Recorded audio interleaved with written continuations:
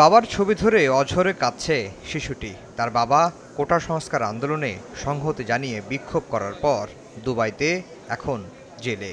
বাচ্চারা প্রতিদিন ওনার বাবাকে খুঁজে কান্না করে, প্রতিদিন আমার স্বামীকে ওনারা কোথায় নিয়ে রাখছেন, এখন পর্যন্ত আমার কোনো খোঁজ খবর পাইনি। মেয়ে জামাইয়ের জন্য হাউমাউ করে কাঁদলেন শ্বশুরও। মৃত্যুর সাথে বাচ্চা লড়তেছে। আমি আজকে 1 মাস আমার ফ্যামিলিতে মরার মতো, কেউ কোথায় কি অবস্থা আছে আমি জানি না। কোটা সংস্কার আন্দোলনের সংহতি জানিয়ে অন্য দেশের মতো বিক্ষোভ হয় সংযুক্ত আরব আমিরাতে। দেশটিতে বিক্ষোভ সমাবেশ নিষিদ্ধ হওয়ায় যাবজ্জীবন সহ বিভিন্ন মেয়াদে সাজা হয় 57 বাংলাদেশের। ভিন দেশে বন্দী স্বজনদের মুক্ত করার জন্য দাঁড়ে দাঁড়ে ঘুরছেন তারা। ডাক্তার ইউনূস খুব ভালো মানুষ, উনি সারা বিশ্বে উনাকে চিনে।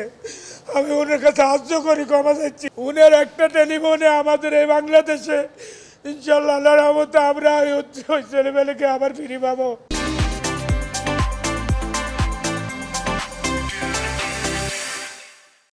আইনজীবীরা বলছেন, শুধু দুবাইয়ের 57 জনই নয়, মধ্যপ্রাচ্যের কয়েকটি দেশে আটকে আছে অনেক বাংলাদেশি। এজন্য দরকার কূটনৈতিক প্রচেষ্টা। দুবাই যিনি consul general BM Jamal Hossain, উনি কিন্তু সবচেয়ে দায়ী ব্যক্তি, যিনি এই 57 ব্যক্তির কনভিকশনের জন্য দায়ী। কোনো ধরনের লিগ্যাল সাপোর্ট দেন নাই। যারা সমন্বয়ক আছে এবং আমাদের যে উপদেষ্টা মণ্ডলী আছে তাদের দৃষ্টি আকর্ষণ করছে, কারণ আপনাদের ডাকে শুধু বাংলাদেশে না, এই বহির্বিশ্বে এতগুলো দেশে আমাদের প্রবাসী ভাইরা তারা কিন্তু রাস্তায় নেমে আসছে। তার যে দায়িত্ব সেটা নিতে হবে। এই বিষয়টা ডিপ্লোম্যাটিক ওয়েতে আমাদের সমাধান ছাড়া অন্য কোনো উপায় নেই।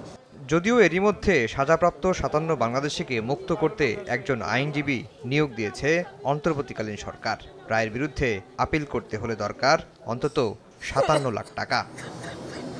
আফজার হোসেন, সময় সংবাদ, ঢাকা।